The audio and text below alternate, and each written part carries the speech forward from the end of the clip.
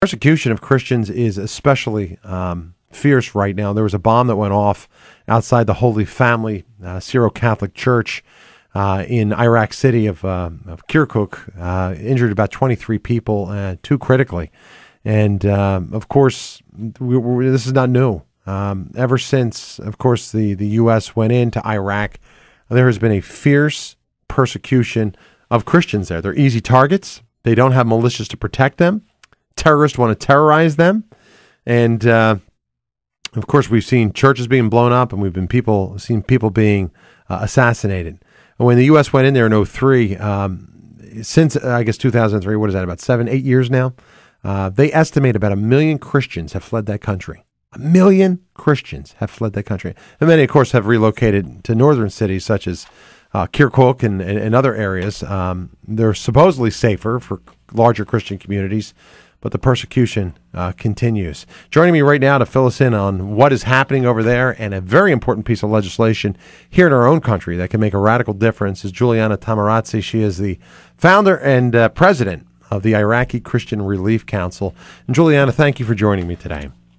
Thank you, Drew, for having me on again. Such a horrible story. So when you hear this type of stuff that's going on over there, you know, everything from Sharia law to the persecution of Christians. But fill us in on the latest attack on a Catholic church, a car bomb, injuring 23 people. Absolutely horrific. What happened? It's so interesting because this location that this bomb went off was technically considered to be very close to the green zone in Kirkuk, meaning that really not anybody can get close to that area easily without being really checked out. And this van was parked on the curb. Can you imagine this? On the curb, close to the church, and it was detonated. But this was not the only one. There were 2 other ones that the plot was spoiled. One in front of an evangelical church and the other in front of an Assyrian Church of the East. The other 2 all these churches are supposedly guarded. Right. Through. However, 2 of the guards that were supposed to be protecting the Syro-Catholic Church Holy Family are now in jail. You know why? Because they were drunk. And why are they in jail? Because it is Ramadan. Yesterday was the 2nd day of Ramadan, the holy month for the Muslims, and these 2 were drunk. The point of it all is that we Christians in Iraq need our own province. Our ancestors are from the Nineveh Plain area. Mm-hmm. And now, like you mentioned, there's the important piece of legislation that was approved through Congress that is for establishment of an envoy for religious freedom throughout Middle East and South Central Asia. The stories go on and on. Like you said, Drew, since 2003, we have been persecuted. Would you believe since 2004, 69 churches have been bombed? Wow. Well over 80 times. Wow. In Baghdad alone, 43 of them. In Mosul, 19 of them. In Kirkuk, 6 of them. Wow. And that's only a part of it. And Julian, how effective is this? When you see 1 million people leave their areas because of Christian persecution, and you're seeing churches being bombed, how effective is this in terms of getting the population out of those areas? What we want to have is our own province, not separated from Iraq. We want to live under the Iraqi government, but in our own state. And this is open to other minorities, such as Shabaks and Yazidis as well. So what we need is for this to be approved by the Iraqi government, and those that choose to, they can go there. We will bring infrastructure there. And there's a very important petition going around, which you can access it on our website, IraqiChristianRelief.org. Please, we're begging your listeners to sign this petition. This will enable our people to get their province. And also, very important point, there are billions of dollars, Drew, that are slated already for rebuilding of Iraq in 2012. Yep. How much of it do you think is slated for Christians in Iraq? Not 1 penny. Wow. Not 1 penny. Help me understand this, though, Juliana, because time goes by very quickly here. You want to set up a separate province. This is just for Christians? Is that? I don't understand. Is it going to be a separate city that houses just the Christians in this area? This is going to be a province that is not specific to Christians. It is open to other minorities as well, such as Mandaeans, who are also persecuted, and Shabaks and Yazidis. But here, what we want is our own security forces for protecting our own people. We want to build hospitals and universities.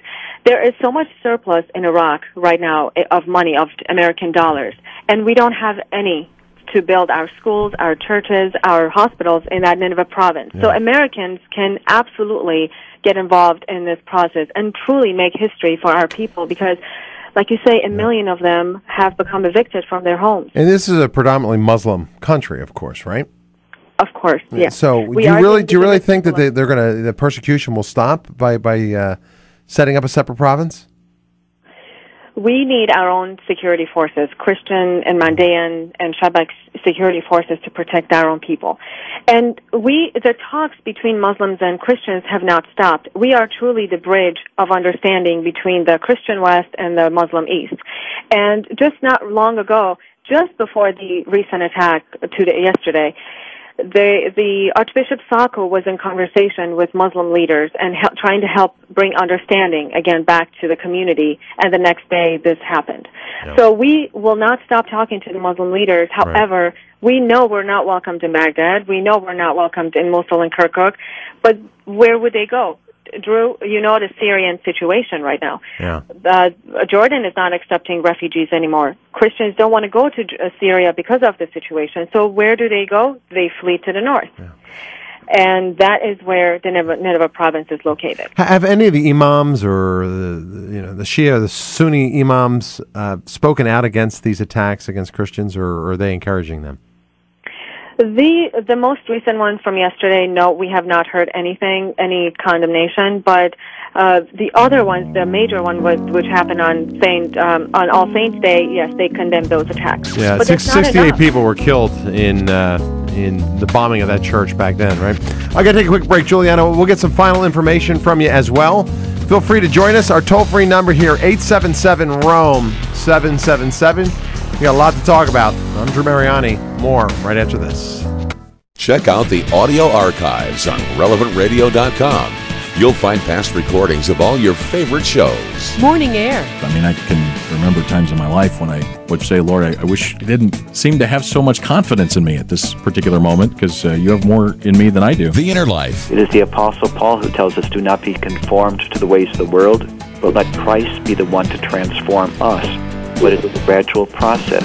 Go ask your father. What's important in all of this discussion is to reiterate the necessity of chastity. Chastity applies to everyone, whether you're married or you're single, whether you're male or female, whether you're celibate or married. On Call. Getting help for someone you love with addiction is not something that you can put on your to-do list. Drew Mariani. A closer look. My philosophy in life is always look.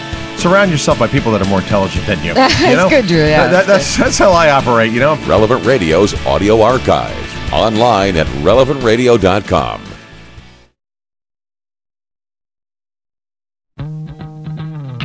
This is the Drew Mariani Show on Relevant Radio.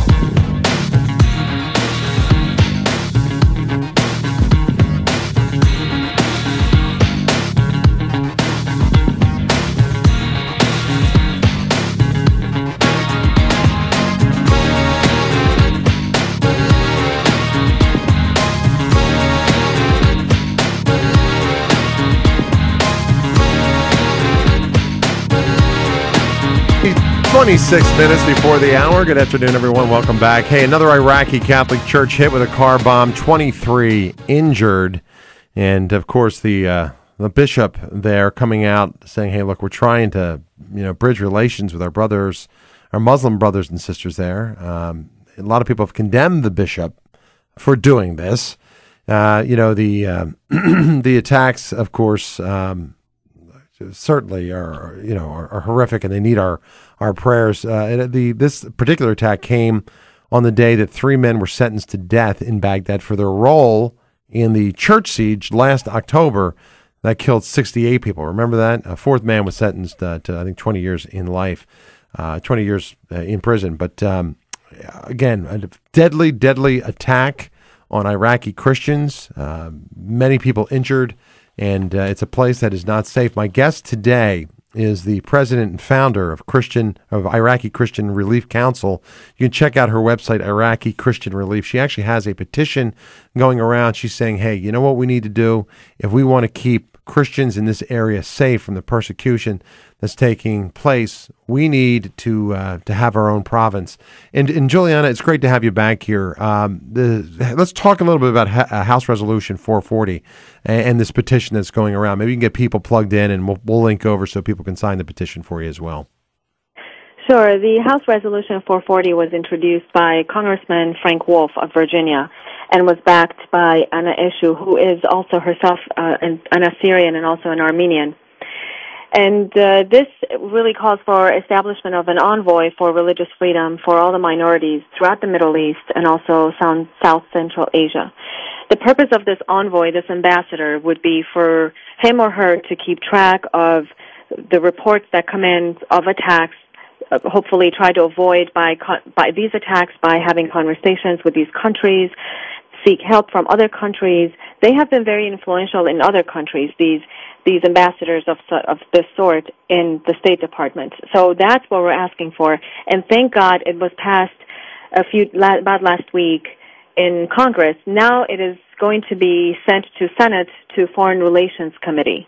Now, if senators vote on this, then God willing, President Obama will sign it as well. However, we've had such a department before at the State Department, and they didn't do anything. So we really ask for your prayers for the right person to be appointee to this envoy. It's very critical. Here's the thing, and I probably always bring this up with you. I don't know how, and this is an important issue for all of us as Americans and as fellow Catholics and Christians to be concerned about the persecutions taking place around the world, and yet people are so disconnected. They're worried about the economy. They're worried about things that are going on in their own country. How do you reach people? How do we make them aware of how important it is to support those who do not have the same freedoms that we do and make it real to them? By your help, Drew, you have been such an advocate for us for so long. By coming on your show, by people keeping in touch with us through IraqiChristianRelief.org. If we get invitations, we travel throughout the country. We go to churches and organizations. We even go to synagogues, and we talk about what is happening, and we offer opportunities and tools for people to help us. We not only need financial help, because these people, when they flee Baghdad and Kirkuk and Mosul, when they go to the northern part, as I said, the Iraqi government is not helping, nor the Kurdish people. So what we need is as much aid as possible. And as far as this petition that you mentioned, if you go on our website, IraqiChristianRelief.org, there is a link there. Please click that. It's very simple. You put your basic information in there. And what we're asking for in this petition is for you, the American, to ask the American government, to put pressure on the Iraqi government to help us establish the Nineveh province for all minorities, not only Christians. Also, Drew, we are asking for $128 million to help the rebuilding of Nineveh Plain. We're not asking for extra money. This money is already slated for Iraq. And this is really very important because it's only less than 1% of the money that is already slated for 2012 for Iraq. It's less than 1%. We're not asking for anything more than that. Well, it's not. You've been doing. We're not asking anything extra. You've been doing so much, Juliana, for this cause. I really wish you the very, very best, and I pray to God that you'll get the support you need. Now, I know you have a Facebook page and a website as well. People want to sign the petition. What's the best way to do that? Just simply go to IraqiChristianRelief.org? IraqiChristianRelief.org. There's a link there. You can click on that one, and it'll direct you to the page which you can go to put your basic information and send it off to the Congress, the Senate, and to President Obama. Drew, for the last how many years we have been writing to President Obama. We have not received one letter, one response yet. Are you kidding? So if your if our American brothers and sisters can help, we are going to be eternally grateful, and we would like to be blessed by them. All right. Again, you can check out Juliana Taimoorazy at relevantradio.com. We'll put a link up for her at that page underneath our guests. It'll take you over to her website, and please check that out at IraqiChristianRelief.org and do your part. Just take a few moments, sign the petition for as well. Juliana, we'll stay on top of this as news continues to develop, or if you need more help, give us a holler here, okay?